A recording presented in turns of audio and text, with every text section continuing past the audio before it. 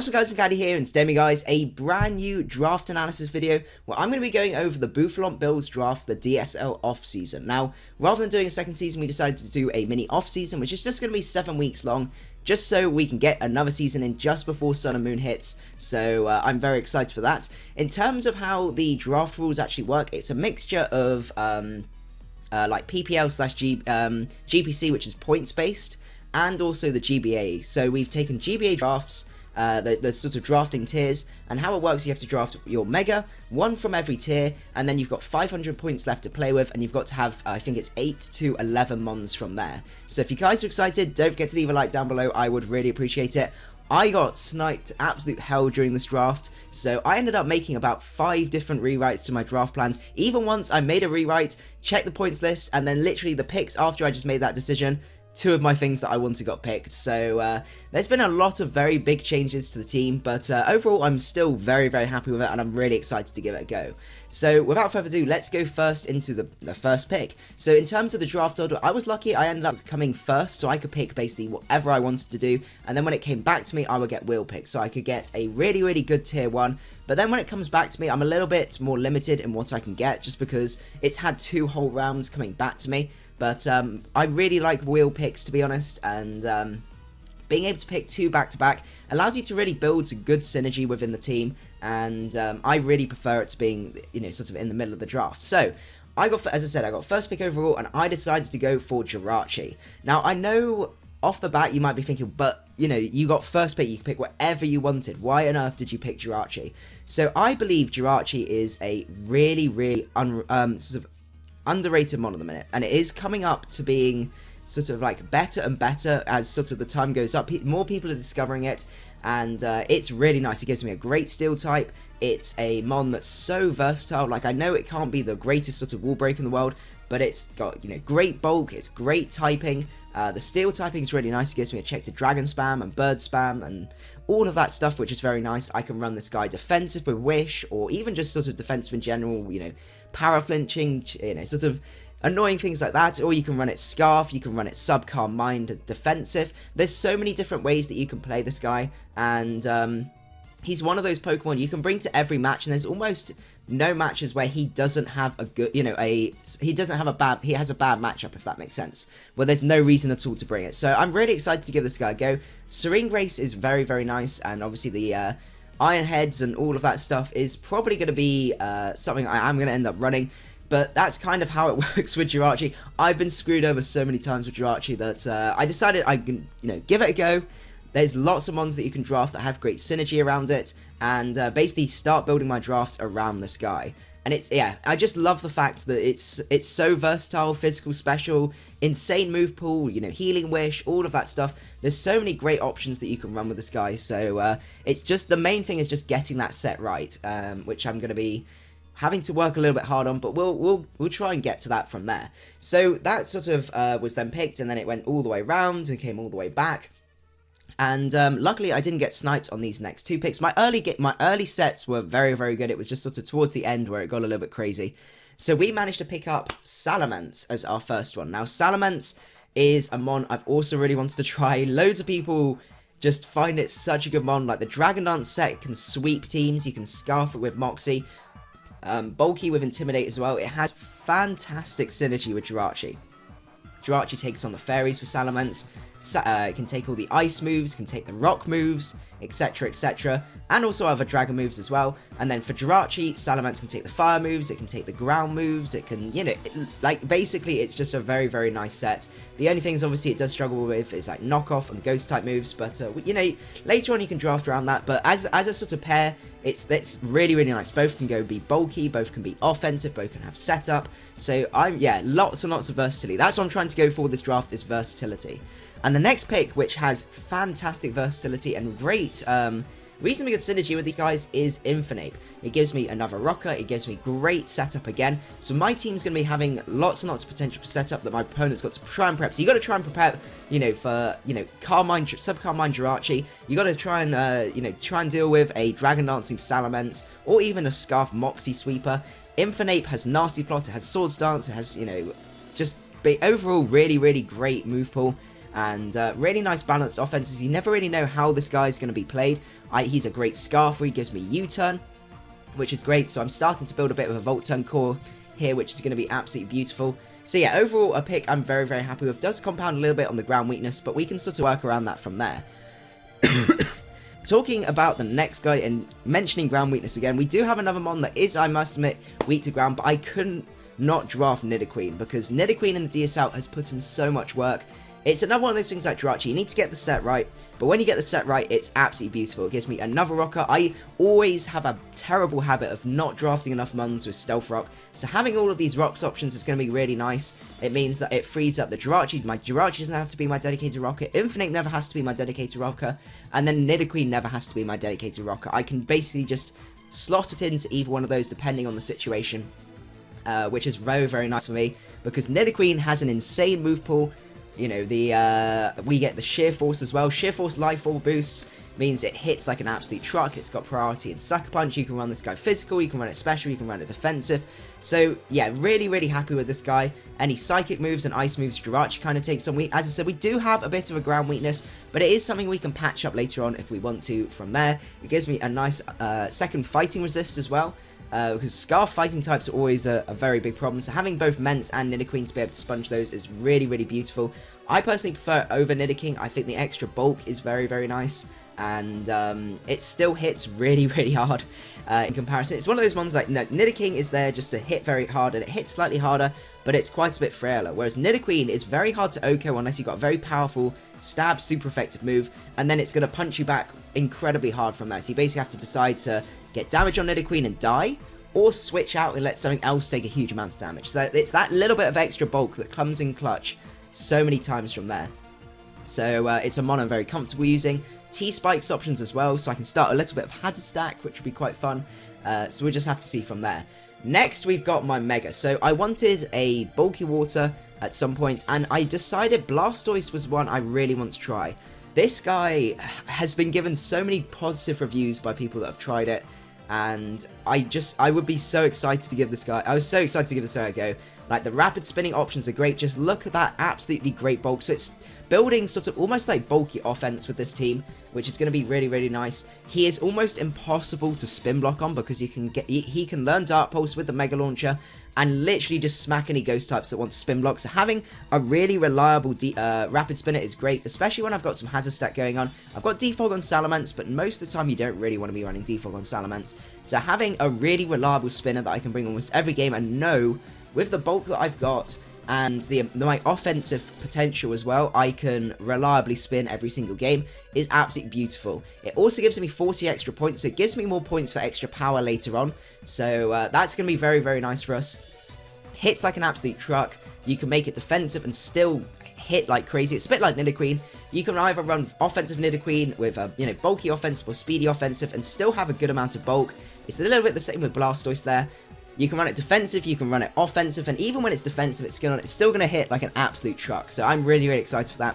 What we're going to do now is switch over to the next pane, because I'm actually, the next two picks are two together, and I'd rather talk about those together than sort of split it up from there. So we'll move over to the next pane from here. Okay, so we're back, and as you can see, my next pick I decided to go for is the Miltank. So Miltank gives me a it's a great value tier 5 Pokemon, because it's so bulky and it has absolutely fantastic abilities that fit really well with my team. So as you know, Ment is Ice Weak, Nidoqueen is Ice Weak, so that's not particularly great, and also obviously Jirachi is weak to fire moves. This guy gets Thick Fat, which is absolutely beautiful, so he just fits into my defensive core really, really well from there. The other option as well is I can run Sap Sipper. The great thing about Blastoise is it has two weaknesses. It has grass and it has electricity. Miltank can then switch into those grass moves, or even if Miltank's out, like I'm using Miltank, it's going to put people off bringing grass moves or using grass moves against Mega Blastoise, because I can then get a attack boost then from Miltank. So it's just a way to try and deter people. I don't necessarily have to bring it, I can just play a few mind games and stuff like that. So I think just having that grass immunity is going to be really, really clutch, especially when there's not many mons that have that immunity from there. It gives me another Stealth Rock option, so I've got 4 Stealth Rock options so far. So that's very, very nice for us. So even if we bought like those 4, I would, be able to slap Stealth Rocks and Miltank, and those other 3 are basically unlocked to, their full potential basically, and I can run any set I want from there.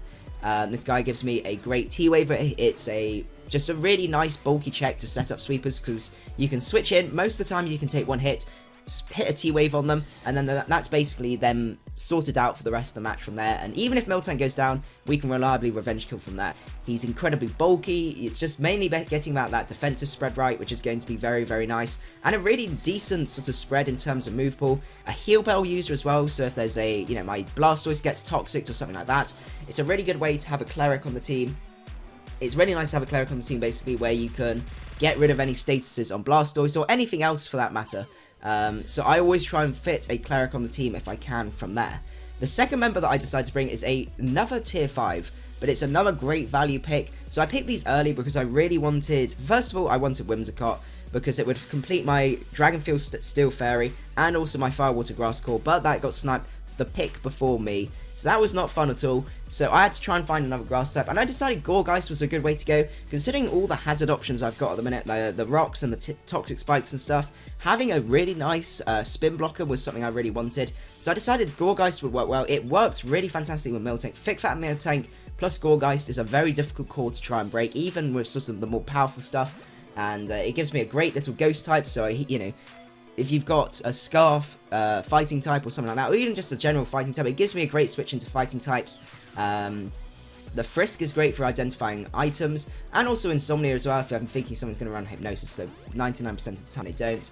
But mainly I'm going to be using the Frisk there to try and scout out items. It's a really, really useful thing. I think it's a really underrated ability. I've used it before with, I think it was Frisk Dusclops, about a year ago or so, and that was really, really useful to be able to find out exactly what item they could be packing.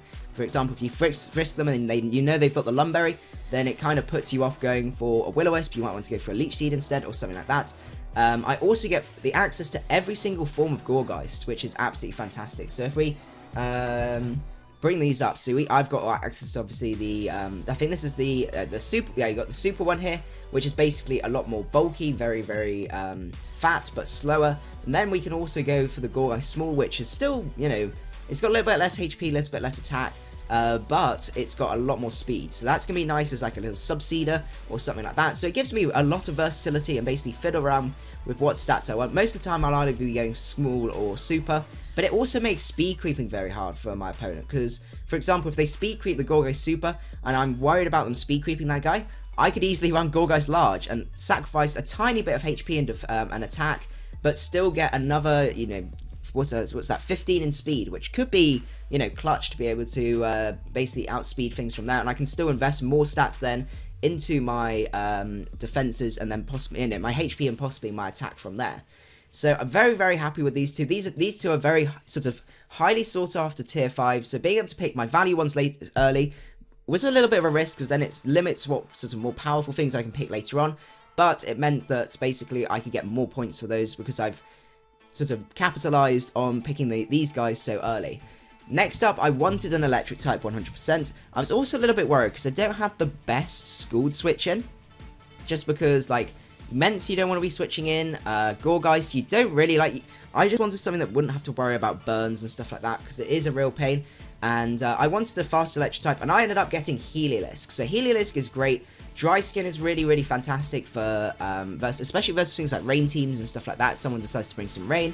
Very, very versatile abilities. If they've got, Hippowdon against me, I can actually be cheeky, run Sandveil, and make it very hard for them to try and hit me. The Solar Power if they've got a Megazard Y or something like that. So overall, I'm really excited to give this guy a go.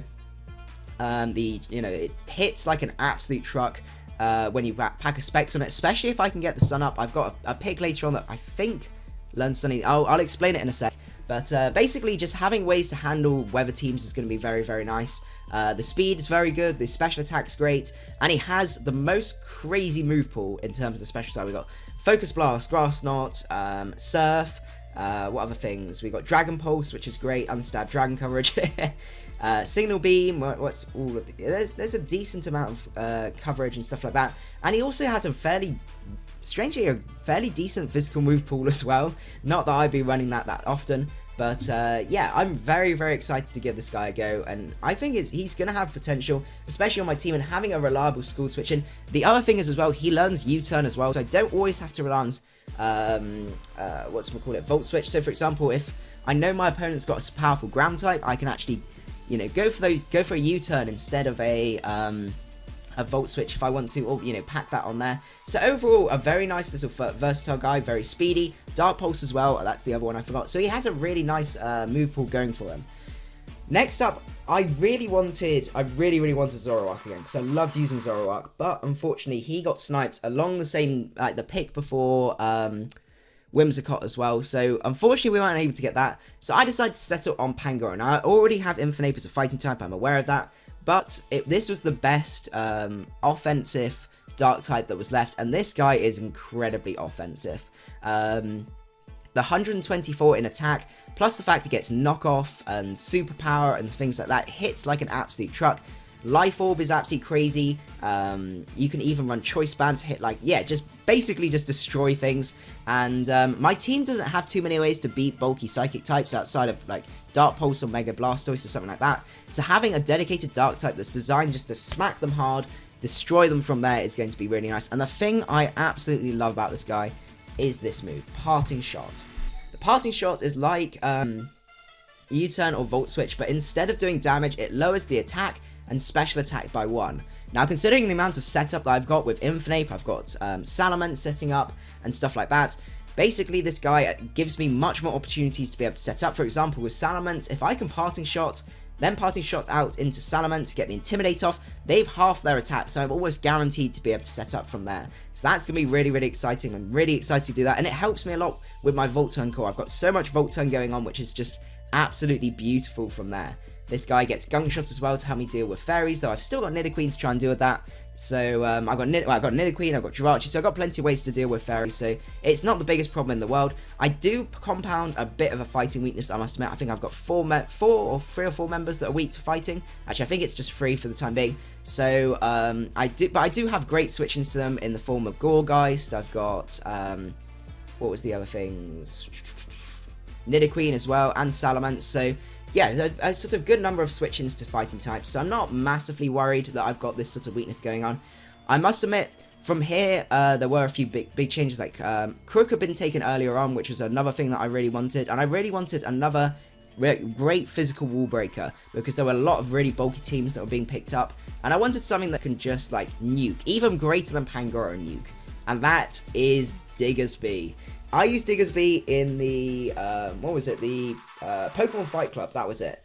And I absolutely love this guy. This guy is just insane in how much damage it does. Like, it hits harder than the Azumarill, because the Azumarill's only got 50 attack, and its stabs do more because it's got Return, which is 102, and Earthquake, which is 100, so it actually hits harder than the Azumarill does, which is absolutely beautiful.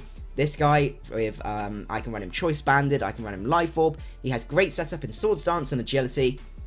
I don't think I'd ever run him Double Dance, but to be honest, like, Swords Dance is absolutely insane. Like, who was it? I was talking to someone about the calcs, and my favourite calc for Diggersby is at +2. If you're a Life Orb Swords Dance set, you Oko a Ferroform with an Earthquake at +2, which is just absolutely insane. Like, really, really comfortably. I think it's like 105 to 120%. Which is just absolutely crazy. So yeah, I'm really excited to use this guy. Has a nice little priority there with the quick attack as well. That still hits very hard because it's stab and with the huge power and stuff like that. So, I can't remember if it's huge power or, yeah, it's huge power. So that's going to be really, really nice. So, not the, like, bulkiest or frailest, but he has really decent speed. Like, I would say his speed is very, very underrated. 78 speed allows you to outspeed most walls and stuff like that, which is really, really nice, even without too much investment. So you can actually invest a little bit in bulk if you want him just to be a dedicated wall breaker. He's a, very good choice Scarfer. U-turn hits like an absolute truck as well, because of that huge power. So you can run him Scarf and still absolutely nuke things, which is absolutely beautiful. So I'm really excited to bring Diggersby back and give him a go from there. And the final pick, I had 100 points left, so I could pick a tier 3 left from here, and I decided to go for Tornadus. Now, Tornadus does quite a few different things to my team. First of all, it's a very difficult Pokemon to try and handle, because it has all of the Genie coverage, like Dark Pulse, Extra Sensory, Focus Blast, Grass Knot. Physical move pool is absolutely fantastic as well. You got Hammer Arm, and like acrobatics, and like just in general, just knock off, you know, knock off psychic, sludge bomb, sludge ray, loads and loads of different options, and basically like you can set it up to hit almost their entire team super effectively. It has fantastic niche speed at 111, so it outspeeds all the base 110s. Most of the megas are the speedy megas are in like 110. Obviously you have a few more like very speedy ones, but and most of the most common mega speed is 110, and there's a lot of Pokemon that are very big threats like Latios, Latias, Gengar and stuff like that are all that speed, so being able to outspeed those is great. Fantastic choice in offenses there with 115 in there and 125 in special attack. Prankster as well, because this guy is great. I've got Tailwind here, so I can actually Tailwind up, and then Diggersby and Pangoro can just come in and just destroy everything that comes in their path, because after a Tailwind, those guys will be outspeeding everything. You know, Choice Banded Diggersby with a return, and I just get the Tailwind up will be disgusting. Like, he's going to do so much damage, and yeah, I'm very excited to give this guy a go. He gets the Rain Dance as well, which helps with both Heliolisk and also Tornadus itself, because then it gets 100% accurate Hurricanes, and it can just go fire off as many as it wants, which is going to be absolutely beautiful. And this was the thing I was wondering. It does not get Sunny Day. I was hoping it would get Sunny Day, because that would be beautiful alongside the Heliolisk. But anyway, I'm not too upset about that. We're still going to be hitting most things like an absolute truck. I think it also gets Heat Wave as well to hit Steel types. So yeah, really nice, diverse move pool, and a very difficult one to try and handle. So that is the squad from here. So I hope you guys did enjoy. I'm so excited to give this team a go. There's Bulk, there's Volt Turn, there's lots of Stealth Rocks options, lots of things that I've always had problems with before with drafting. It's sort of come together, and I've managed to hopefully draft a very good team. I'm hoping it gives me another U-turn, I just realised, with Tornadus as well, which is really nice. But anyway, I hope you guys did enjoy. Let me know what you think of my draft and all of that good stuff. And if you did enjoy the video, don't forget to leave a like. And I will see you guys at the next one. Macadii out.